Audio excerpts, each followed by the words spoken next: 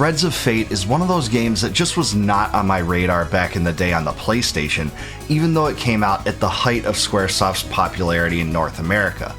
One could attribute this to one thing or another, but in some ways it just doesn't make sense.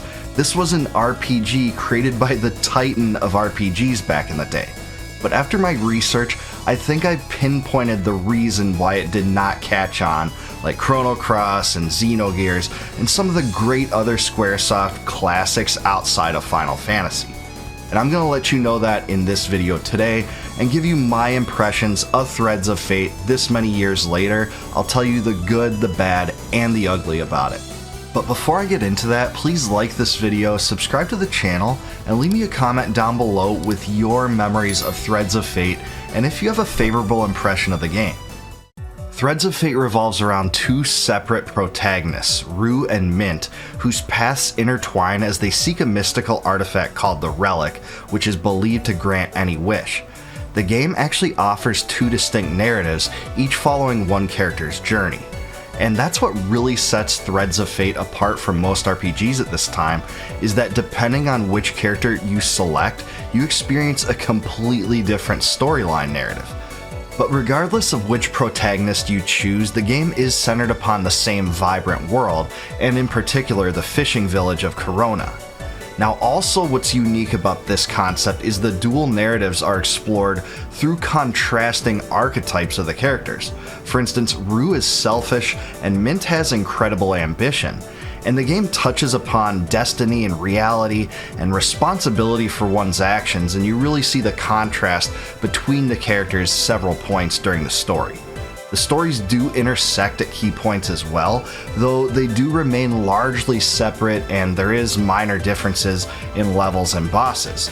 The game's lighthearted tone, vibrant aesthetics, and simple yet engaging plot really make it stand out compared to a lot of the other Squaresoft games that were popular at the time, like Xenogears and Parasite Eve, the darker and grittier classics that captivated gamers.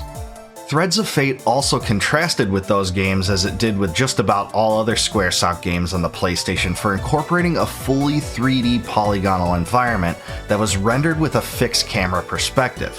This was much unlike many of the other Squaresoft titles that used pre-rendered backgrounds with polygons or polygonal backgrounds with 2D sprites. This was really a change of pace because it had soft lighting with subtle gradients, and it really kind of gave it a storybook-like feel. There are key areas such as underground ruins or the Starlight Duke's airship that do have dynamic elements like moving platforms and layered backgrounds as well.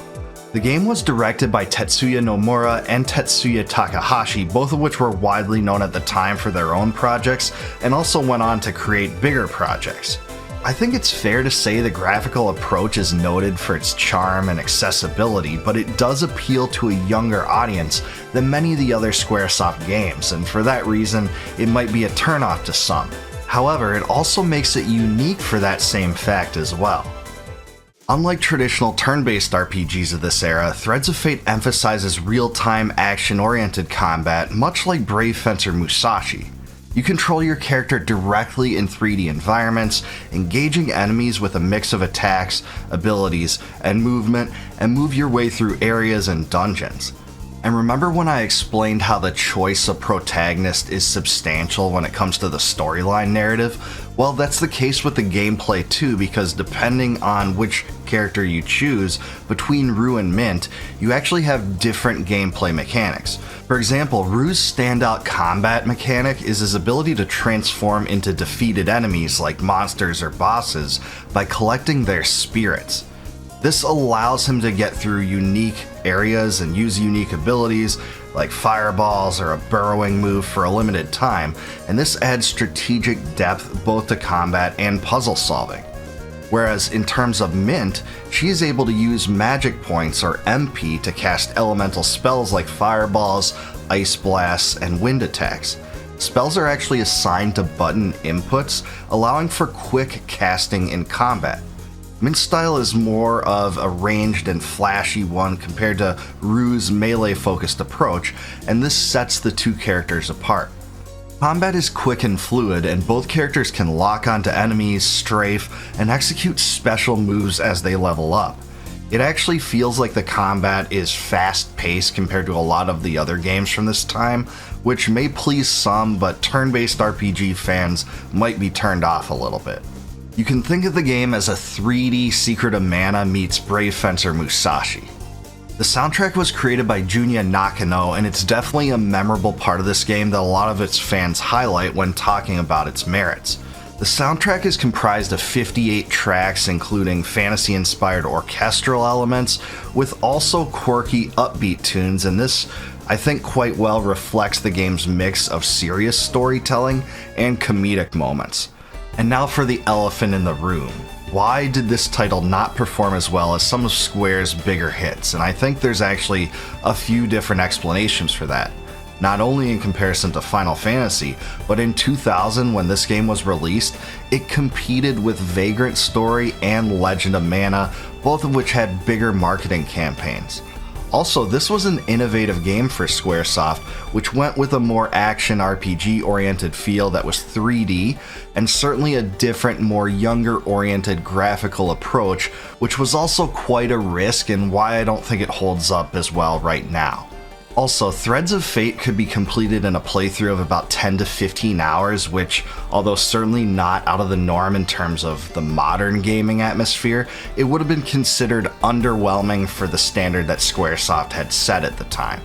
But all that said, Threads of Fate still enjoys a big cult following, and this game is often pointed to by Squaresoft fans as an underrated classic, and part of me understands that. It used innovation and risk-taking, and it certainly had a different motif than many of the classics at that time. But speaking personally, this one just doesn't draw me in like many of the other Square games of its era, and I think it's for two major reasons. One is that I don't really like the fully polygonal style. I don't think that's held up visually as well as the sprite-based games at the time, or even the games that used hybrid approaches like Xenogears. A 3D, fully immersive game and RPG of this type was a big risk. Square took it, and some people liked it, but I don't. Also, the childlike approach to the graphics and graphical themes is not my cup of tea, and I don't think that holds up as well either. Even though some of the elements of the story do have serious moments, it doesn't get as deep as many of the great Square games and some of the best RPGs of that era. But I do want to hear from you, so let me know in the comments below, what do you remember about Threads of Fate, and do you consider this a great game or not? Do you think I was too hard on it, or what were your greatest memories of it? And please like this video, subscribe to the channel, and please consider becoming a YouTube member or Patreon patron for exclusive perks like advanced videos.